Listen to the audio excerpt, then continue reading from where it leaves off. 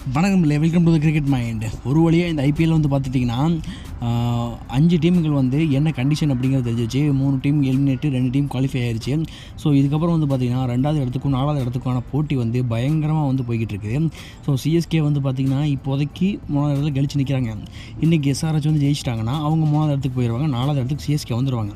So 4-5 இந்த 2 இடத்துல இருக்கக்கூடிய டீமான சிஎஸ்கே ஆர்சிபி வந்து நாளானைக்கு வந்து பார்த்திங்கன்னா போட்டி போட போகிறாங்க. ஏன்னா ரெண்டு பேரும் வந்து பார்த்திங்கன்னா 2 இடத்துல ப்ளஸில் வச்சுருக்காங்க. ஸோ ஆர்சிபி ஒரு 2 பாயிண்ட் மட்டும், பாயிண்ட் 2 வந்து மட்டும் பார்த்திங்கன்னா பின்னாடி இருக்கிறதுனால 5வது இடத்துல இருக்காங்க.